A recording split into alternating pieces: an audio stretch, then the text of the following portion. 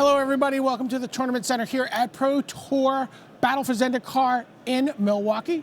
I'm here with hometown hero, Adrian Sullivan, home state hero. Home state, maybe. Home state. And we're talking a little bit about Standard. So coming into this weekend, we've heard Green-White Megamorph. We've heard Atarka Red. We've heard about like the skeletal remains of Esper dragons flapping over the dark skies of Jeskai. Right. So which of these decks did you pick? Absolutely none of these. I was close to one, but none.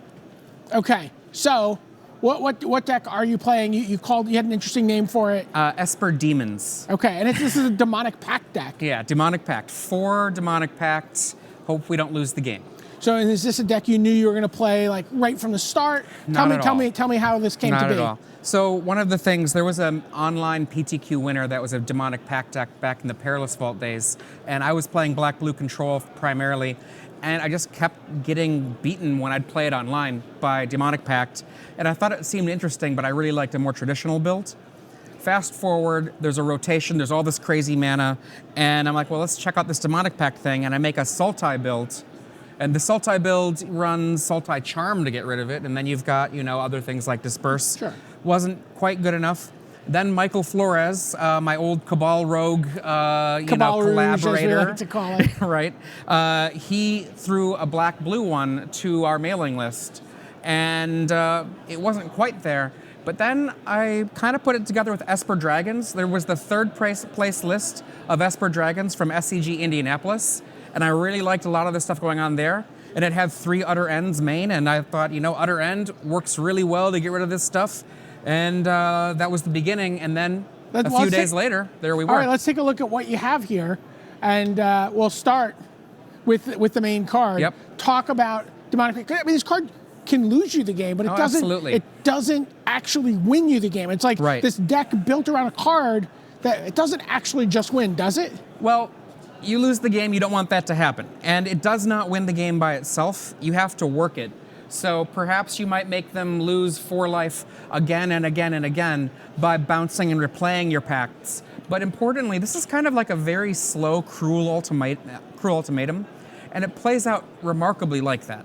Okay. So that you're making them discard cards, you're drawing cards, you're draining, you're killing a key creature or a planeswalker, you're so happy when you kill a permanent, but if you don't, gaining life and having them get closer to death is good. The reason that this is in the deck as opposed to other things is it's a control card that also can win the game. Right. And one of the important things to note about you lose the game, obviously, people talk about is you can't wait till it's your 4th upkeep. Yeah, you cannot do that. And put it on the stack because losing the game will go on the stack. Exactly. Right? So, although you have actually won with lose the game on the stack. I have won with lose the game on the stack before. I had several other Demonic Pacts in play, so I lose the game on the stack, drain for 4 on the stack, drain for 4 on the stack. Sweet. All right, so let's take a look at what's going on here. How are you dealing with getting rid of this pack before you have to lose the game? You can see all of these cards do it, and one of the things, Disperse and Silumgar's command will bounce it back up so you can relay it, and then Utter End can just utterly get rid of it. And one of the things that's kind of fun, though, besides getting rid of it, Utter End is just a great card right now in Standard. Silumgar's command is not a great card, but it does something useful. But Disperse is interesting because you're often having people have very small hands. You can disperse one of their permanents and then have them discard it to the Demonic Pact.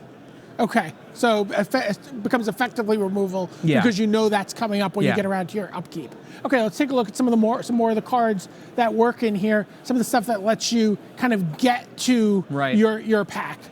Talk about Dark Petition. I'll skip that for a second. Okay. Take Your Time is obviously good, right?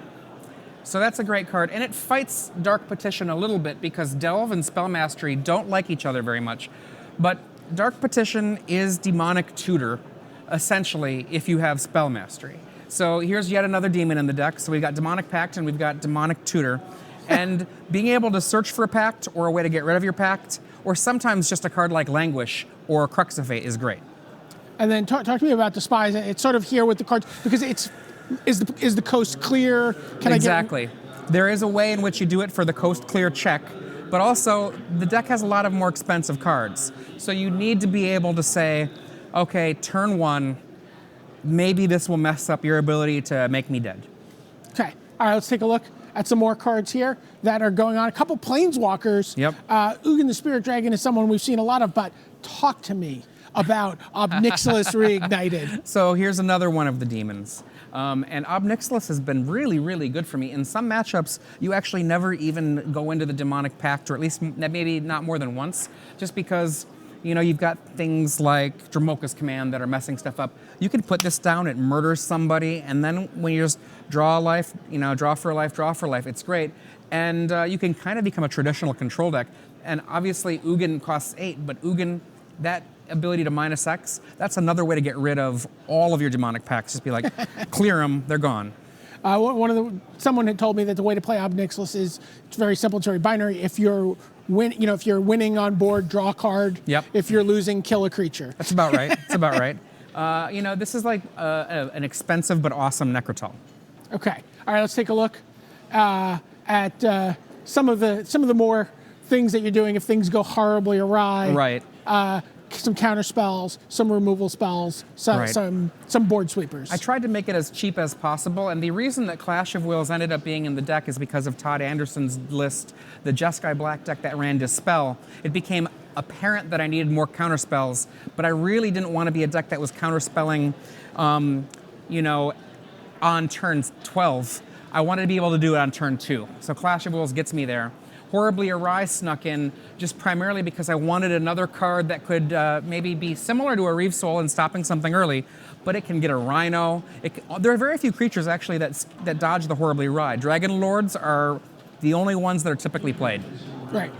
Okay, and so Languish, Crux of Fate, clean things up. Absolutely. This is the best of the removal. This is necessary removal, and this is a tutor target. Okay. All right, let's take a look at how you pull this all together with mana. So some of the new lands that came out in Battle for Zendikar.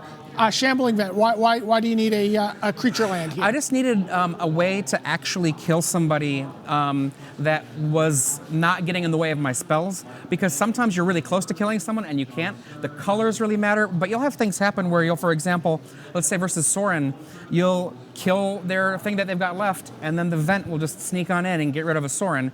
Or I've had that be a thing that I've done against cards like Gideon, even if it's like 2 or 3 shots. Being able to do that matters, and the gaining lifelink is real. Okay, 6 battle lands. Yep.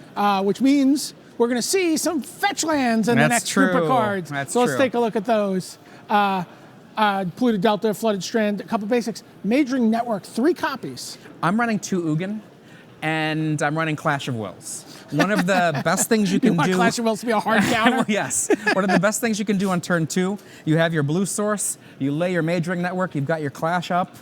They try to do something, you clash it, they don't. Time to start working towards the future. Okay.